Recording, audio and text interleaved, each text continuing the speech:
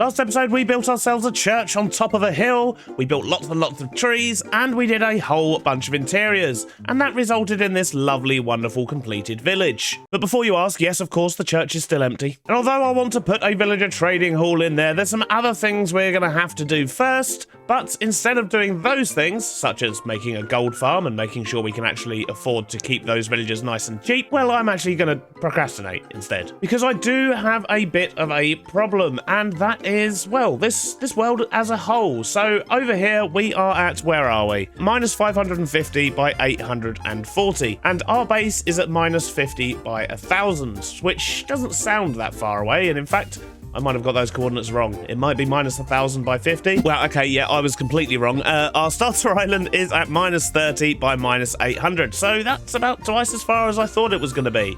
But I guess that means we've got about 1600 blocks as the crow flies just to get to that new village. And I kind of want to make things a little bit more joined up. The thing is, if we go about 3000 blocks that way, that's where we get to our tiny epic little garden type thing where our storage is. And if we go that way and say about 1600 blocks, that's the new village where the trading hall's going to be. And if we go about another 1500 blocks that way, we have our slime farm and then our guardian farm. So yeah, we're very spread out. And the solution is obvious. Build a nether hub. But here's the thing. I don't really want to build a nether hub, at least not yet anyway. But I do want this world to feel a little bit more joined up. So we're going to tackle one of these issues today by building a path. And not just any path, it's going to be probably the biggest path I've ever built. And it's going to be starting around here somewhere, possibly over this side, or maybe even around the back here. We could put in a nice bridge across here, I guess. But what I want to do is build a path all the way to that new village.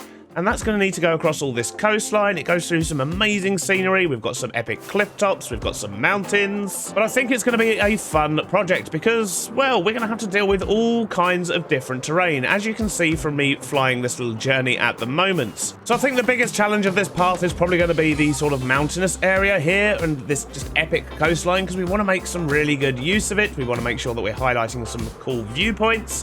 But overall, I just want to have a really interesting path I can ride on my horse all around. And then that actually brings me to the other problem.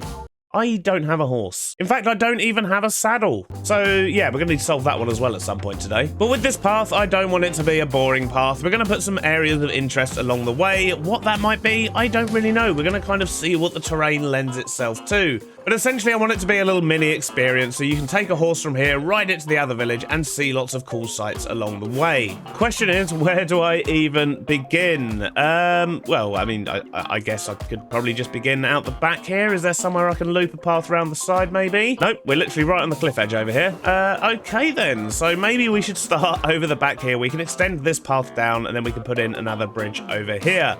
But I think the first thing I want to do is actually mark out the route that this path is going to take, because it's not going to be a straight line. We've got lots of coastlines to follow, mountains to go through, and all sorts.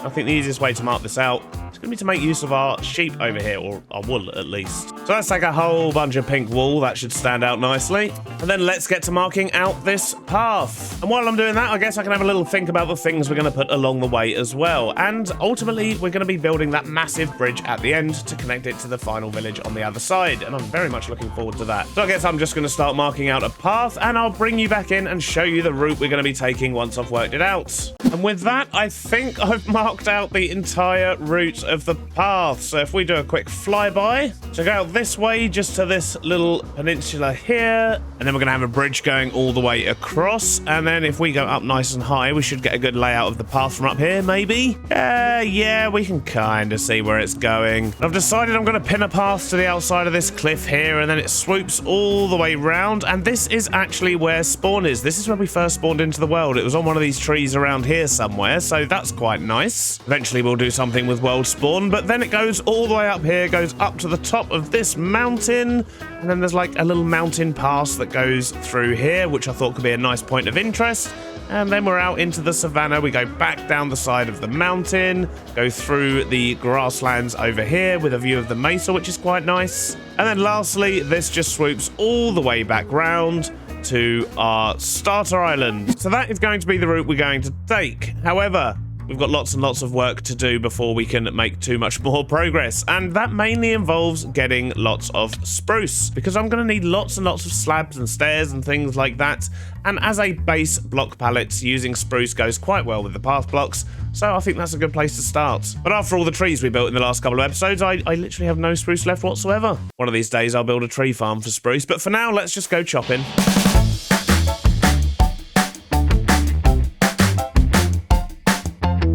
Short while later, and I've got myself over a shulker of spruce, and I also went and grabbed a box of stone and some grass for our storage as well. And what I want to do is just get the basic layout of this path in. That's going to involve a whole lot of shoveling. We'll probably just put some stone walkways across where the bridges are going to be for now, but I want to make this whole path walkable, and that will hopefully get me in a good position where we can start working out where we want to put in extra details and where we want to build little outposts and things along the way. So let's just get ourselves a whole bunch of slabs and stairs and, well, make a start, I guess.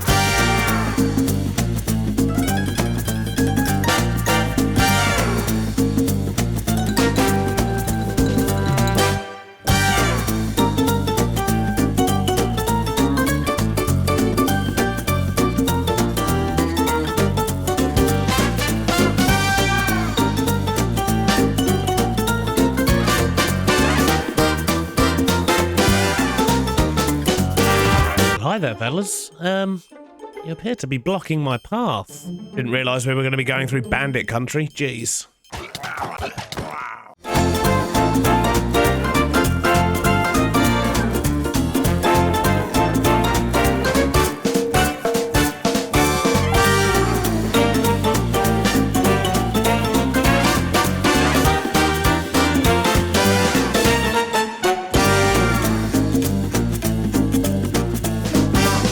Basic path is now in, and I severely underestimated the amount of bridges that were going to be required here. I knew there were going to be a couple, but it turns out there's actually this one, this one, this one, this one, this one, and this giant one here at the end. So we've got our work cut out for us, it would seem. And due to the fact we have so many bridges, I decided instead of going around the outside of this cliff, I've actually just gone through the mountain there. And I think this is going to be an amazing place for a build at some point in the future, so this should link it together a little bit more. And it means we've also got a tunnel we can work with instead of just bridges everywhere. So that means I've got 6 bridges and at least a couple of tunnels to decorate and get looking nice. And then after that, we can start thinking about other bits and areas of interest we can apply along the path. But first up is going to be bridges, and I think it makes sense for this one here to be similar to the one that we've got over there, as it is in the same area and attached to the same island. So hopefully this first one shouldn't be too difficult. But I don't have any of the correct resources, so back to storage we go. It's so nice to be here and actually have frames. Wonderful. So let's offload all this rubbish we've got at the moment and start from scratch. It's going to be much easier for us, I think. Oh, I want my food. Having used this storage for a couple of weeks, there are a few things I've noticed. One, our turtle has actually come alive and hatched, which I completely forgot that we put him in there. So yeah, that startled me when I saw him again. But also, we need to extend this area here because we're not actually sorting out doors, signs, and trapdoors, and buttons as well. And I think we can probably do that in here. But that's a job for another day. For now, let's grab some bridge building things. It's actually been a couple of days since I recorded that last clip because, well, I had some stuff happen in real life that was completely unexpected and basically changes everything. And I'm not sure if it's a good thing or a bad thing at this stage. But let's take a flight back to our starter island, and while we do, I'll tell you what's up. And I guess it means you get to see the route I take every time I come to storage. But basically, some of you may know I actually work full-time. I'm not a full-time YouTuber by any means. I have a full-time job, or should I say I had a full-time job. Because sadly yesterday I got the news that I'm being made redundant, and that means a couple of things. One, I'm going to have a whole lot more time on my hands for a little while, and two, that means that maybe, just maybe, we can actually start streaming again. So I don't know what this means for the future. I don't know what I'm going to do. I don't know if I'm going to be able to find another job quickly or not. But in the meantime, that means I am, I guess, a full-time content creator. Kind of unexpectedly. But that's the way things have gone, so that's what we're going to be doing. And I don't really know what that's going to mean in regards to the channel. Obviously, it means we can get some more hardcore episodes out a bit more regularly again, which will be nice. And of course, we can carry on with the TB stuff. But I've got a little bit of an itch to do a new series as well, but I don't know what on. So at the moment I am still digesting the information. It's, as I say, it's only been a couple of days, and during those 2 days I didn't really have it in me to record. I didn't really know where to sort of go or what to do with myself. I guess I was in a bit of a daze. But now the news has settled in and I know for a fact that from the end of next month I will technically be unemployed.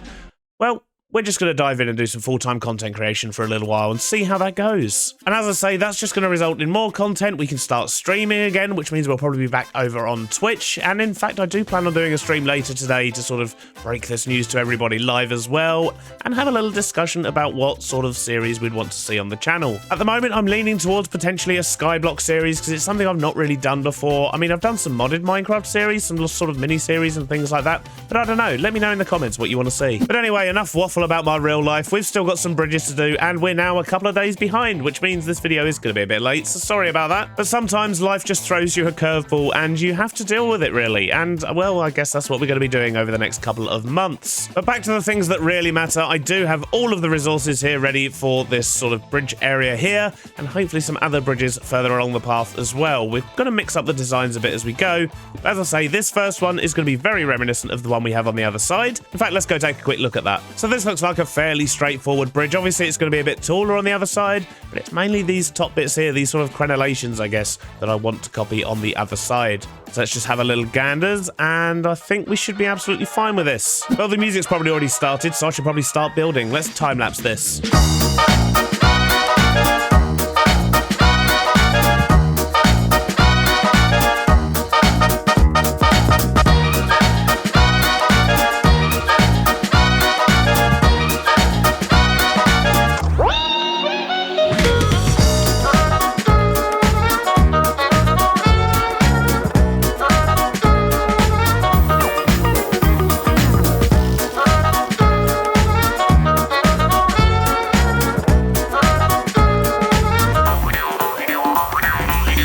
So later, and the first bridge is done, and it's looking pretty good if I do say so myself. And I did do the backside as well, even though you didn't see that in the time lapse, but I think that ties in nicely with the area, and it looks fairly similar to the other bridge we have over here, so they kind of tie together nicely. But it's just a basic stone bridge with some mossy bits down by the water, and I do love how the leaves look like sort of algae floating on the water or gathered around the edge of the bridge as well. But with that done, I think it's time we grab our bits and bobs and head to the next bridge location, which I don't believe is too far away. In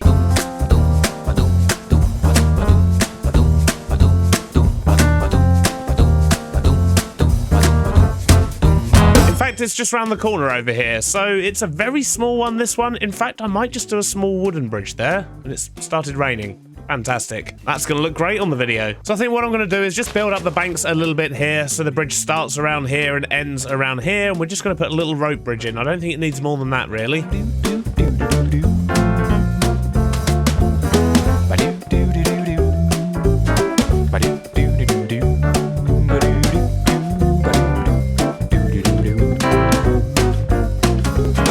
It's maybe not my best work, but I think for the space we had to work with, that's come out quite well. And it doesn't look too bad from the side or below either. Although it could do with a river or something flowing through here, couldn't it? But that's bridge number 2 done. Let's go find the next.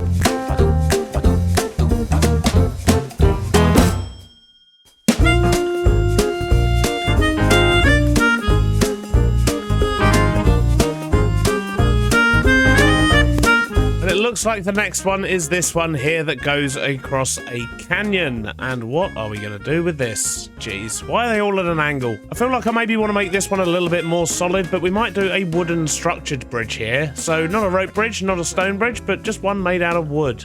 Let's see how we get on.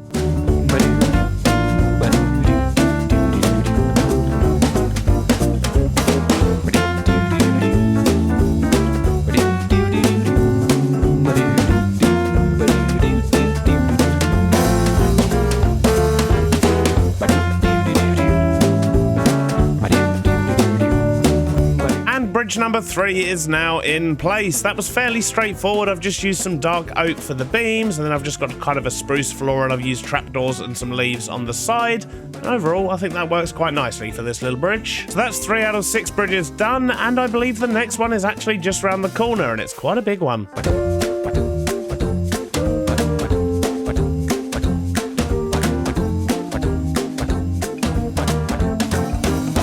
Yep, this is definitely going to be a big old bridge, this one. And I think what I want to do is put in a double arch. I want to have a nice big column in the middle here and just an arch each side. And as you can see, it is sloping up slightly as well, just to add a little bit of difference into this one and a bit more interest. Plus, it also just connects the land a lot better, let's be honest. And I think for this one, I might actually mix in something a little bit different. And that means I need to head back to storage and grab some deep slate. But I think I want to make this bridge a little bit darker than the others. I've arrived back safely with all the extra bits I'm going to need to do this bridge. We've got lots and lots of deep slate, and we've also got some tunnels here that we need to do as well, because this actually carries on, goes through this small tunnel here, and this actually leads into the big tunnel, which is around this corner, that goes all the way through the mountain. And we've also, of course, got the massive bridge at the end still to do, and a small one just after that. But the video's also getting quite long, so I think it's about time we had a mega time-lapse, and we're going to see how much of this we can get done before I need to get this video out. So that means I'm going to need a fresh cup of tea, and you're going to need some fresh tunes. So how about some cheesy trance with a little bit of sax?